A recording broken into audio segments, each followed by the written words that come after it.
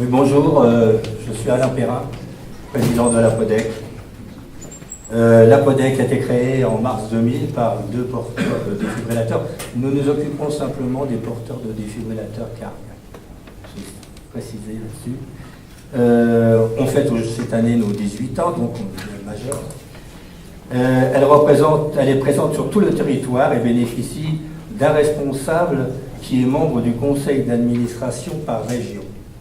Il y en a certains qui vont être confirmés lors de notre congrès à Bordeaux le 7 avril. L'association représente l'ensemble de plus de 60 000 porteurs de défibrillateurs vis-à-vis de la santé publique. Elle possède son site et ainsi qu'une page Facebook. La reconnaissance. Nous bénéficions de l'agrément national du ministère des Affaires sociales et de la Santé, et à ce titre, nous pouvons représenter les porteurs auprès des instances hospitalières et de la santé publique. Nous sommes reconnus d'intérêt général, ce qui permet aux donateurs de déduire les cotisations et dons de leurs impôts. Nous sommes reconnus de la Haute Autorité de la Santé, de l'Agence nationale de la sécurité du médicament, du Syndicat national de l'industrie et technologie médicale et des 6 constructeurs de défibrillateurs. Enfin, il n'y en a que 5, 6e, et c'est le gilet. Et bien sûr, nous sommes reconnus aussi par la filière cardiologique ainsi que cardiogène.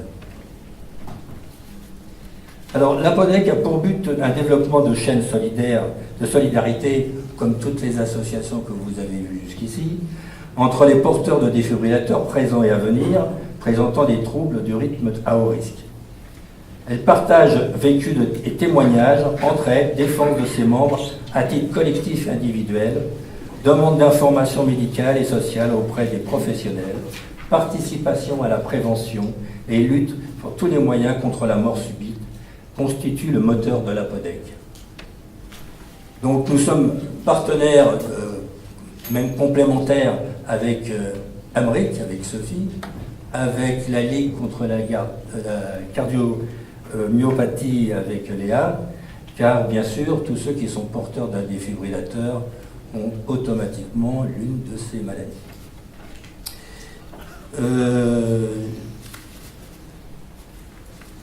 L'activité en 2017. Nous avons eu 253 demandes d'information par l'intermédiaire de notre site par contact. Nous avons eu 150 appels téléphoniques de porteurs ou futurs porteurs, 14 invitations pour représenter les porteurs défibrillateurs lors des congrès et réunions cardiologiques sur toute la France, édition de 3 lettres trimestrielles, nous avons des réunions régionales et notre congrès à Rennes, nous avons fait en 2017 notre congrès à Rennes pour les porteurs de défibrillateurs. Et en 2018, il va se tenir le 7 avril à Bordeaux.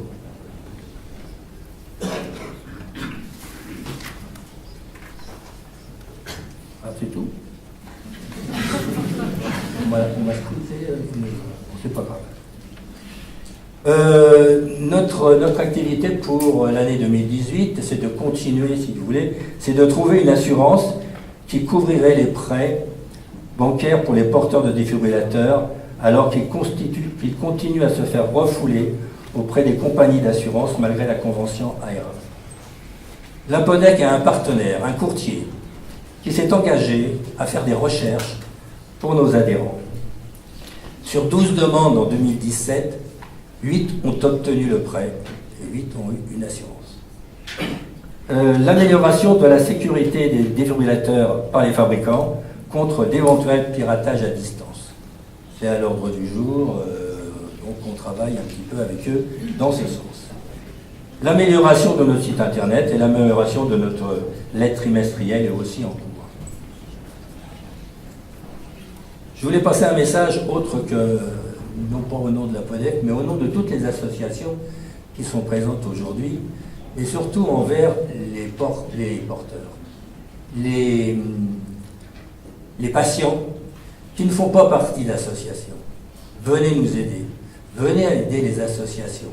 Parce que lorsqu'on intervient pour vous auprès des institutions, que ce soit au niveau du ministère de la Santé ou médical, on a beaucoup plus de poids Et vous nous aidez aussi financièrement, comme la majorité sont d'intérêt général, et vous pouvez déduire de vos impôts. Venez nous rejoindre.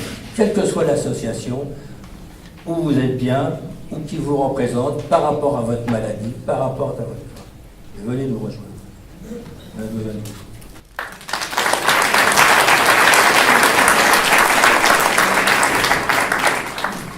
Si vous avez des questions, M.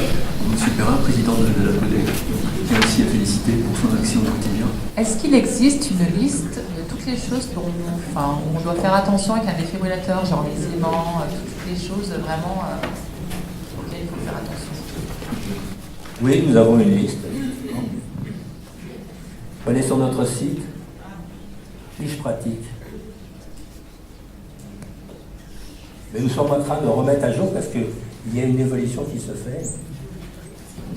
Donc c'est une question très basique. Est-ce que c'est surtout un message? Est-ce que vous pourriez expliquer la différence entre un défibrillateur et un pacemaker? C'est une question qui est